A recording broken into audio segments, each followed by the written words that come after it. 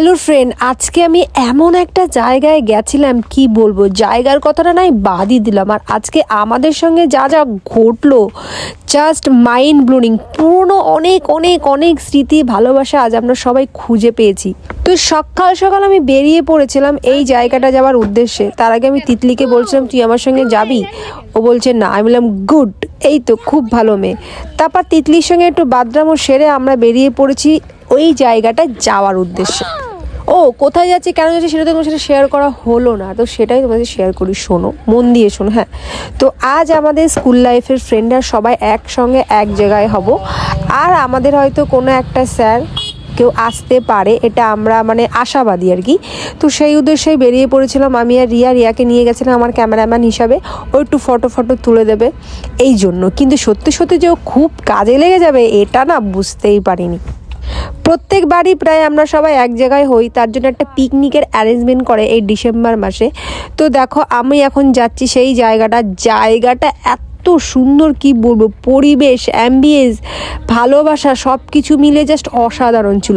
আর এই দেখো আমি ঢুকতে না ঢুকতে পাকোড়ার মানে প্যাকেট নিয়ে বসে পড়েছি। ওখানে ছিল পেপার দিয়ে মুড়িয়ে আমি এক কাদা গরম গরম পাকোড়া নিয়ে এসেছি। আর এরকম একটা ওয়েদারের পাশে বসে বসে জাস্ট ফিলিংস নিচ্ছিলাম, আর বসে বসে পাকোড়া খাচ্ছিলাম, ভিডিও করছিলাম। আর ওদিকে তো সবাই নাচানাচি পুরো ফুল টু।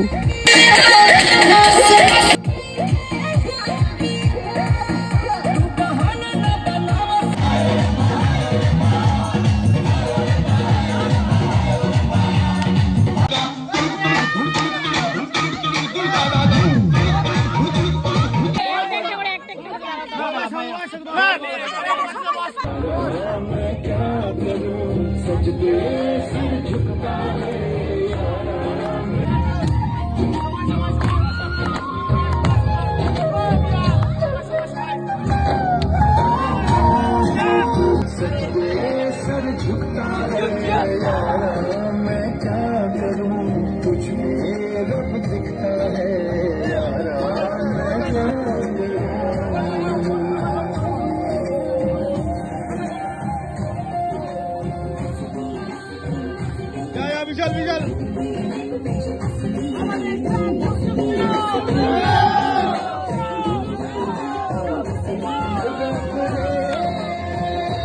পিকনিকে তো আনন্দ, অ্যাম্বিয়েন্স, পরিবেশটা তোমরা তো সব কিছুই দেখলে, কিন্তু আমাদের ভেতরের আবেগটা কি তোমরা কেউ দেখতে পেয়েছো? তো আমরা অনেক দিন পর আজকে আমাদের স্যারকে, আমাদের প্রিয় স্যারকে পাশে পেয়েছিলাম। ইনি আমাদের ভূগোল স্যার ছিলেন।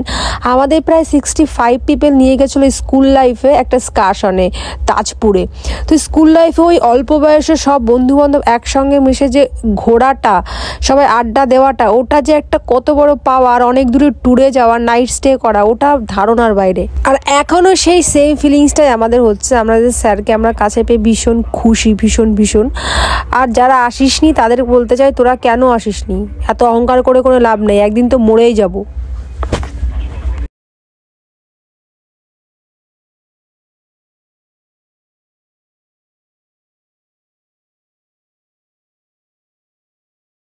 আর যারা এই পিকনিকে অ্যাটেন্ড করেনি, জানি কেউ হয়তো তাদের কাজের ব্যস্ততায় আসতে পারেনি। আর কিছু মানুষরা আছে, মানে কিছু ফ্রেন্ডরা আছে, হয়তো তারা কেন আসেনি জানি না, হয়তো বহুদিন পেরিয়ে গেছে। কিন্তু তাদেরও আসা উচিত। মনে অঙ্ক, দুঃখ, কুটনামি কিছু না রেখে সবাই একটা দিন তো মিলেমিশে আড্ডা মারা উচিত, আমার যেটা মনে হয়। তো সবাই খুব এনজয় করেছি, তোমাদের দেখেই বুঝতে পারছো। জাস্ট অসাধারণ।